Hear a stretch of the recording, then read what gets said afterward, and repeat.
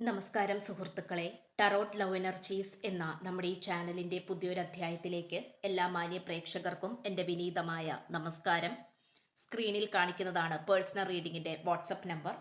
ഈ നമ്പറിൽ വാട്സപ്പിൽ മെസ്സേജ് ചെയ്താൽ പേഴ്സണൽ റീഡിങ്ങിൻ്റെ വിശദാംശങ്ങൾ അവിടെ പറയുന്നതായിരിക്കും.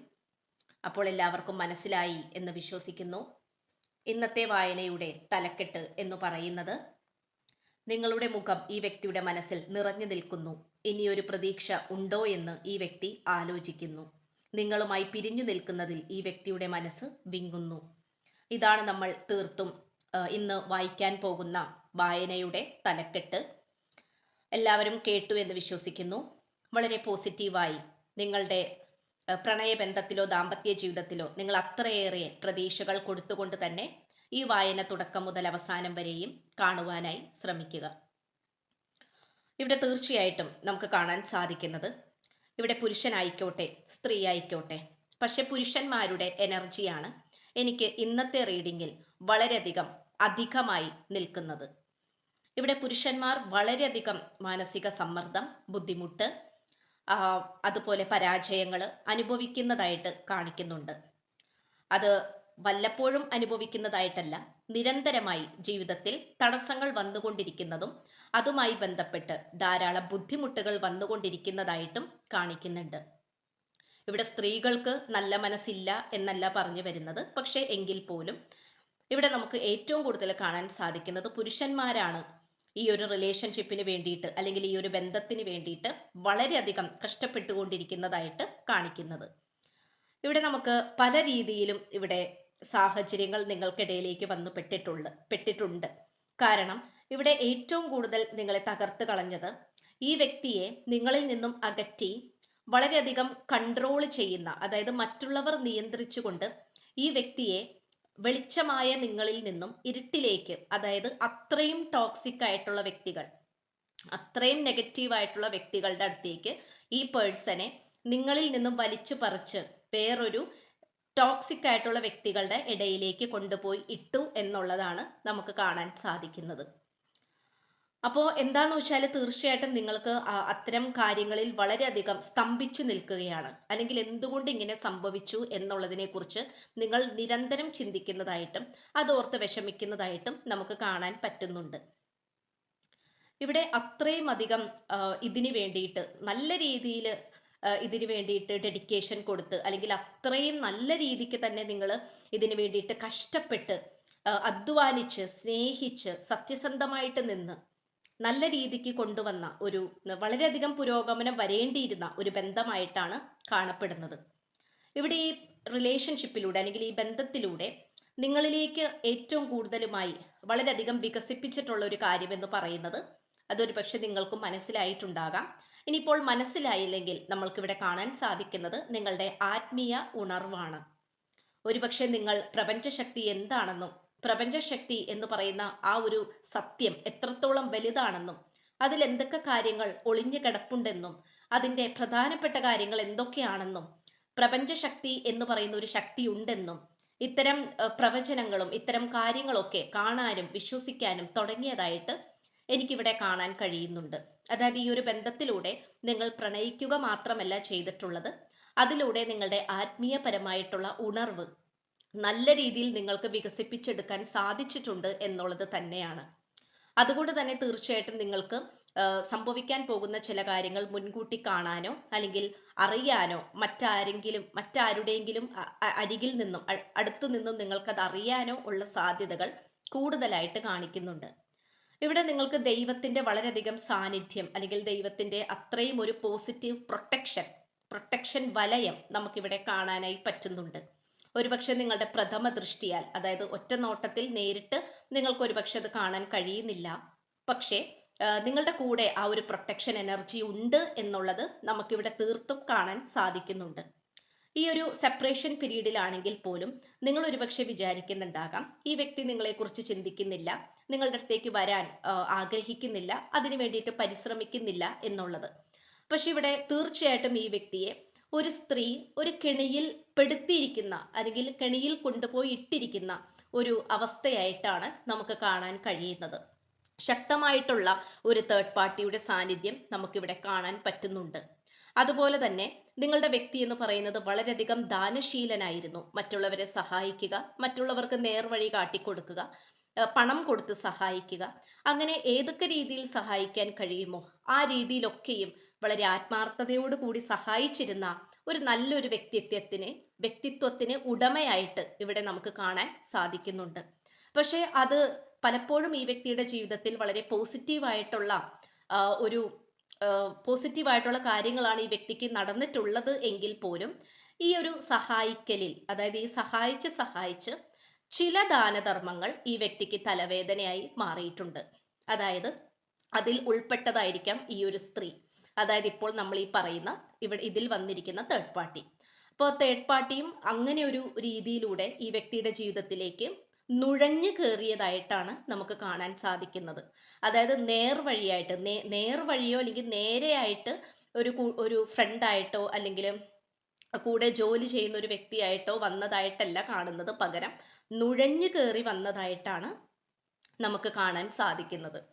അതുപോലെ തന്നെ നിങ്ങളുടെ വ്യക്തി അത്രയും ഒരു പാവമായതുകൊണ്ട് തന്നെ ഒരുപക്ഷെ മറ്റുള്ളവരെ കണ്ണടച്ച് വിശ്വസിക്കുന്ന ഒരു പ്രകൃതക്കാരനോ പ്രകൃതക്കാരി ആയിരിക്കാം നിങ്ങളുടെ പേഴ്സൺ. അപ്പൊ അതുകൊണ്ടൊക്കെ തന്നെ ചില ചതിക്കുഴികളിൽ ഈ വ്യക്തി വീണുപോയി എന്നുള്ളതാണ്. മനസ്സ് വളരെയധികം, അതായത് പുറമെ വളരെയധികം നന്നായി ദേഷ്യപ്പെടുമെങ്കിലും, നല്ല ശബ്ദത്തിൽ സംസാരിക്കുമെങ്കിലും, അല്ലെങ്കിൽ നിങ്ങളുടെ അടുത്ത് കയർത്ത് സംസാരിക്കുമെങ്കിൽ പോലും, മിണ്ടാതിരിക്കുമെങ്കിൽ പോലും ഈ വ്യക്തി വളരെയധികം ഒരു ലോല ഹൃദയനാണ്. അല്ലെങ്കിൽ മനസ്സിൽ വേണ്ടത്ര ഒരു ദുഷ്ടതരം ഒന്നുമില്ലാത്ത ഒരു പേഴ്സണായിട്ടാണ് കാണിക്കുന്നത്. പക്ഷേ ഇവിടെ അങ്ങനെ ചില കാപട്യ മുഖങ്ങൾ അല്ലെങ്കിൽ പൊയ്മുഖങ്ങൾ, നെഗറ്റീവ് റോൾ ചെയ്യുന്ന ആ ഒരു തേർഡ് പാർട്ടി, അവരുടെ ആ ഒരു റോള് നല്ല രീതിയിൽ അത് നെഗറ്റീവായി ഈ വ്യക്തിയുടെ മേലിൽ പ്രവർത്തിച്ചു എന്നുള്ളത് നമുക്ക് കാണാൻ സാധിക്കുന്നുണ്ട്.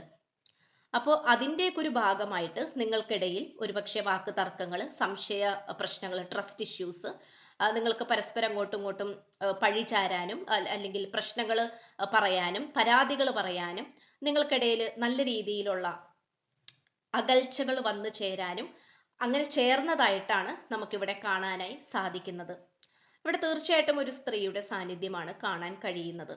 അതും അത്രയും ഒരു പോസിറ്റീവായിട്ടുള്ള എനർജിയിലല്ല നിൽക്കുന്നത്. അതുകൊണ്ട് തന്നെ നിങ്ങൾ ഒരുപാട് പ്രാവശ്യം ഈ ഒരു പ്രണയബന്ധത്തിന് വേണ്ടിയിട്ട് നല്ല രീതിയിൽ ഫൈറ്റ് ചെയ്തു, അല്ലെങ്കിൽ നല്ല രീതിയിൽ ഇതിനു വേണ്ടിയിട്ട് പൊരുതി.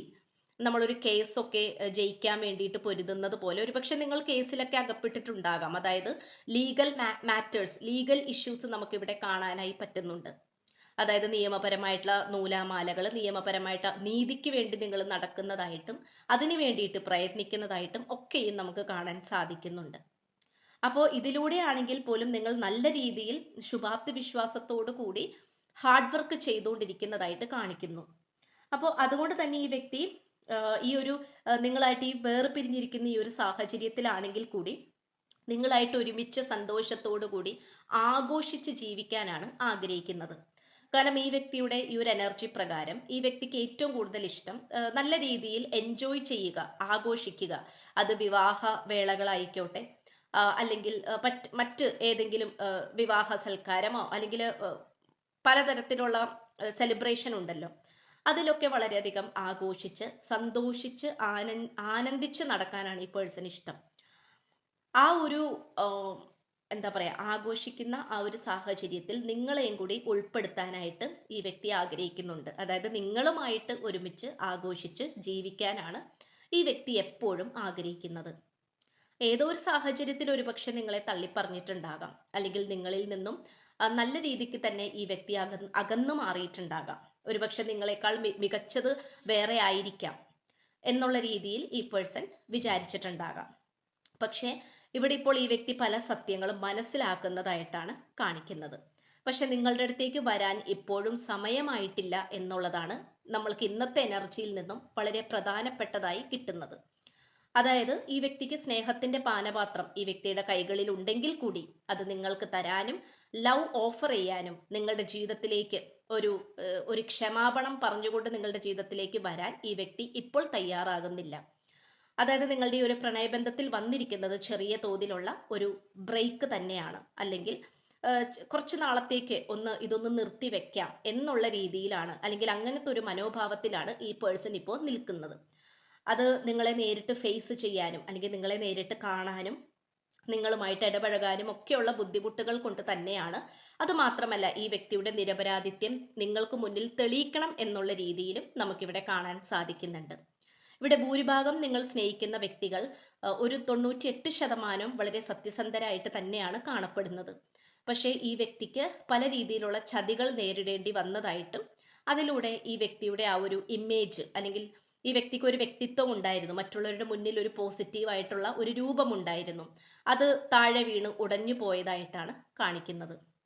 അപ്പോൾ അതുകൊണ്ട് അതിന് വേണ്ടിയിട്ട് ഈ വ്യക്തിയും നല്ല രീതിക്ക് പരിശ്രമിക്കുന്നുണ്ട് നീതി ലഭിക്കാൻ വേണ്ടിയിട്ട്. അതേസമയം തന്നെ നിങ്ങളും ഇതിനു വേണ്ടിയിട്ട് പരിശ്രമിക്കുകയും പ്രാർത്ഥിക്കുകയും ചെയ്യുന്നതായിട്ട് നമുക്കിവിടെ കാണാം. അതുകൊണ്ട് തീർച്ചയായിട്ടും നിങ്ങൾ മെഡിറ്റേഷൻ അല്ലെങ്കിൽ സ്പിരിച്വൽ പ്രാക്ടീസസ് എന്തെങ്കിലും ചെയ്യുന്നുണ്ടെങ്കിൽ തീർച്ചയായിട്ടും നല്ല രീതിക്ക് തന്നെ ചെയ്യാനായിട്ട് ശ്രമിക്കുക.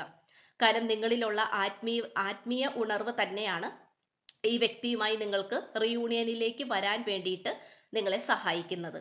ആത്മീയ ഉണർവ് എന്നതുകൊണ്ട് സൂചിപ്പിക്കുന്നതും പ്രപഞ്ചശക്തിയെ ഉൾപ്പെടുത്തിയിട്ടുള്ള അല്ലെങ്കിൽ പ്രപഞ്ചശക്തിയാണ് ഏറ്റവും വലിയ ഒരു മണ്ഡലം, അതിലേക്കാണ് നിങ്ങൾ എത്തിച്ചേരുന്നത്. അപ്പോൾ നിങ്ങളുടെ ആ ഒരു ആത്മാവിന്റെ ശുദ്ധീകരണം അല്ലെങ്കിൽ നിങ്ങളുടെ ആ ഒരു എനർജി ഏറ്റവും ഹൈ വൈബ്രേഷനിലേക്ക് കൊണ്ടുവരാനായിട്ട് ശ്രമിക്കുക. അതുപോലെ ആങ്സൈറ്റി, ഡിപ്രഷൻ എന്നീ അവസ്ഥകളിലൂടെ കടന്നു പോയിക്കൊണ്ടിരിക്കുന്ന ആൾക്കാരാണെങ്കിൽ തീർച്ചയായിട്ടും അതിൽ നിന്നും റിക്കവർ ആകാനായിട്ട് ശ്രമിക്കുക. കാരണം എന്നാൽ മാത്രമേ നിങ്ങൾ കുറച്ചും കൂടെ എനർജി പ്രാപിച്ചാൽ മാത്രമേ നിങ്ങളുടെ വ്യക്തിയിലേക്ക് ആ ഒരു ഊർജം വരികയുള്ളൂ. എന്നാൽ മാത്രമേ നിങ്ങൾക്ക് ഇതിൽ വിജയിക്കാൻ സാധിക്കുകയുള്ളൂ.